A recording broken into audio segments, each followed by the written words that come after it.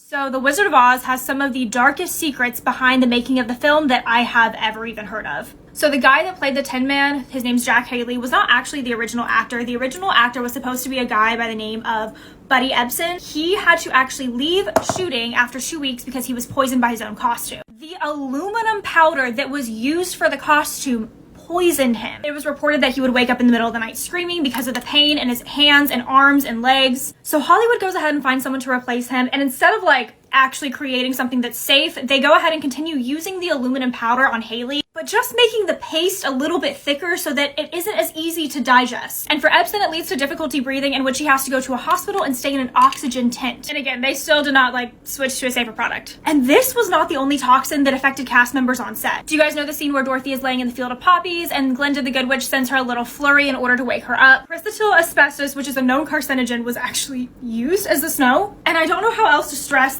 how bad that is. And you guys know that fuzzy costume that the Cowardly Lion wears? Yeah, that's actually not really a costume. It's an actual skin of a lion. And he would apparently sweat in it so badly that it would have to be aired out every single time he got off set. His makeup was so complex that he couldn't even eat in between scenes. In addition to this, one of the cast members ended up getting severely injured after a stunt went totally wrong. And the actors who played the Munchkins would throw these ragers every night. I'm going to get into that in the next part. So to go into some more disturbing secrets of The Wizard of Oz, the actress that played the Wicked Witch of the West, Margaret Hamilton, was completely left burnt by her famous scene where she's supposed to be leaving in red smoke. During the scene, she's supposed to be able to exit the stage as the smoke comes out, but for whatever reason during the scene, she wasn't able to exit the stage and got severely burnt. Both her broom and her hat caught on fire, and that ended up burning her face. And instead of getting a call to make sure she was okay, the executive producer called her the next day wondering when she was going to be back on set. She wasn't actually able to make it back for about 6 weeks, and she strongly considered suing them, but was afraid that she might not ever book a role again if she did. Her hands still remained burned after that, and so she had to wear a green pair of gloves for the rest of filming.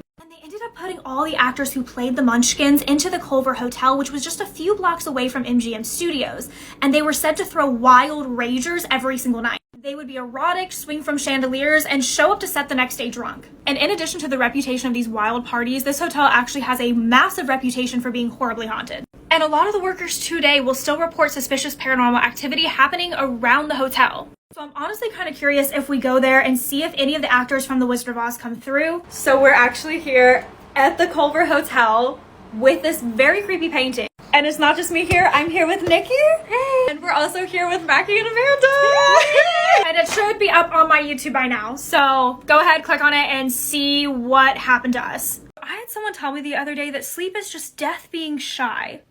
Dreams just are extremely freaking weird because nobody really knows why we do it, but there's so many theories surrounding dreams. And dreams are extremely difficult to study considering that we forget about 95% of our dreams anytime we wake up, especially within the first 10 minutes after having them. And the ones that we tend to remember more often are actually nightmares just because those have a stronger emotional charge around them. In 1952, researchers at the University of Chicago found that there's a certain amount of electrical activity that happens in the brain a certain time everyone is sleeping. When they would wake up people who were participating in the study, they would always say that they were dreaming during that part. And REM sleep almost has the exact same reactions in our brain as it does whenever we're awake. It's called paradoxical sleep. The production of actual chemicals inside the brain during this are essentially blocked. So it's kind of like if you're having a dream about fighting something or running away from something, you're paralyzed in real life. You're not actually doing that. Unless, of course, you have REM sleep behavior disorder, which is where you're acting out your dreams in real life. And while acting out your dreams can just mean sleepwalking, it can also mean jumping out of a 2-story building. You can be inside of a dream and realize that you're dreaming, which is also known as lucid dreaming, or you can be completely ready to wake up, yet your body is still not able to move yet and you're still paralyzed. So, sleep paralysis. Which sleep paralysis needs a whole video in and of itself. But why can't we really seem to figure out the purpose of sleep, and what are some of the theories behind that?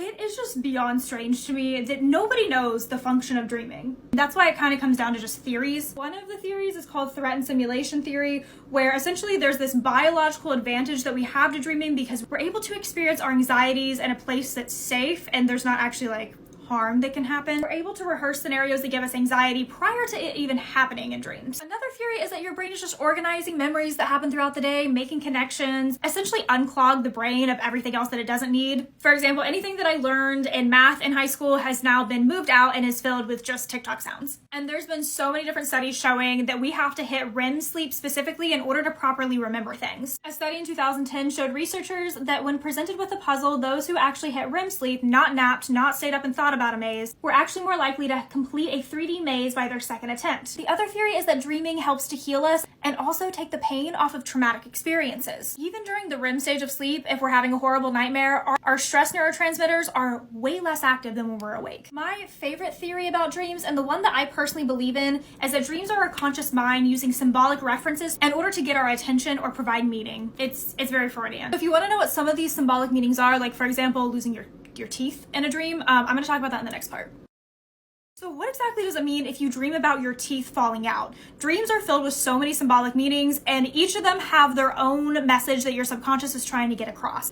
So one of these common dreams is you might dream that you're lost somewhere or trapped or going through a maze. Having this dream means that you're ignoring some complications in your life that really need to have your full attention. Whether that be mental, financial, or what be it. Boxes are really interesting because that could mean that you're hiding a secret or that you're worried about someone else around you hiding a secret. If you have a feeling that someone's doing something shady, it might be showing up in your dream as a box. Another really common dream is if you've missed something like an opportunity, a bus, you're late to class, you're late to your first interview. This could mean that you're not pursuing something in your life that you should be doing or need to be doing. If you're falling or sinking somewhere in your dream, this could be a sign that you're completely overwhelmed with a situation that you're going through, or you feel a lack of control over something. And just overall a feeling of being overwhelmed. Teeth. I don't know about you guys, but I have nightmares about my teeth falling out all the time, which is actually a sign of insecurity, or if you're feeling unattractive in a certain situation, which makes me so sad. Rotten teeth actually indicates anxiety or fear about something, while having your teeth being pulled out means that you're holding something back and something needs to come out. If you want to know about nudity, roads, flowers, mud, being chased,